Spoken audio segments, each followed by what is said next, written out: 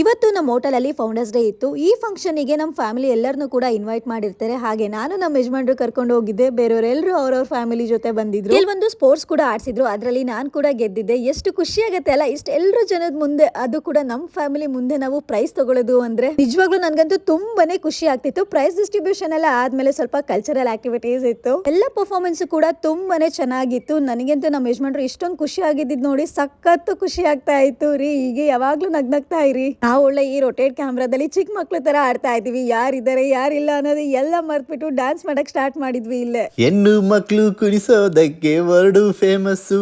Madam ಅವರು ಇಷ್ಟೊಂದು price ಗಳನ್ನ ಗೆದ್ದಿದ್ದೀನಿ ಅಂತ ನನಗೆ ಹೇಳೇ ಇರಲಿಲ್ಲ. ಇಲ್ಲಿಗೆ ಬಂದ್ಮೇಲೆ ಗೊತ್ತಾಗಿದ್ದು. ಇವ್ರ ಹೋಟೆಲ್ ಫೌಂಡರ್ಸ್ ಡೇ ನೋಡ್ತಾ ಇದ್ರೆ ನಮ್ಮ ಸ್ಕೂಲ್ ಡೇಸ್ ಗಳು ತುಂಬಾನೇ ನೆನಪಾಗ್ತಾ ಇತ್ತು. ಲಾಸ್ಟ್ ಇಯರ್ಗೆ ಕಂಪೇರ್ ಮಾಡಿದ್ರೆ ಈ ಇಯರ್ ಸ್ವಲ್ಪ ಕಮ್ಮಿ ಪ್ರೈಸ್ ಗಳನ್ನ ಗೆದ್ದಿದ್ಲು. ಆದ್ರೂ ಎಲ್ಲಾ ಸ್ಪೋರ್ಟ್ಸ್ ನಲ್ಲೂ ಪಾರ್ಟಿಸಿಪೇಟ್ ಮಾಡೋದು ಮತ್ತೆ ಫಂಕ್ಷನ್ ಅಲ್ಲಿ ನಿಮ್ಮನ್ನ ನೀವು ತೊಡಗಿಸ್ಕೊಳ್ಳೋದು ತುಂಬಾನೇ ಮುಖ್ಯ ಆಗುತ್ತೆ. ಯಾಕೇಳಿ, ಕಾಳ ಮತ್ತೊಮ್ಮೆ ನಮಗಾಗಿ ಬರದು. ಜೀವನದಲ್ಲಿ ನಾವು ಸೋಲೋದು ಸಣ್ಣ ತಪ್ಪಿಂದ ಹೊರತು ದೊಡ್ಡ ತಪ್ಪಿಂದ ಅಲ್ಲ. ಉದಾಹರಣೆ, ನಾವಿಡುವುದು ಸಣ್ಣ ಕಲ್ಲಿಂದ ಹೊರತು ದೊಡ್ಡ ಬಂಡೆಯಿಂದ ಅಲ್ಲ. ನಿಮ್ಮ ಬದುಕನ್ನು ನೀವೇ ಬದಲಾಗಿಸಿಕೊಳ್ಳಬೇಕು ಅಂದ್ಕೊಂಡ್ರೆ ಮೊದಲು ನಿಮ್ಮ ಮನಸ್ಸನ್ನ ಬದಲಾಯಿಸ್ಕೊಳ್ಳಿ. ಎಲ್ಲರ ದಿನ ಶುಭವಾಗಲಿ. ಎಲ್ಲರೂ ಖುಷಿಯಾಗಿ ಇರಿ.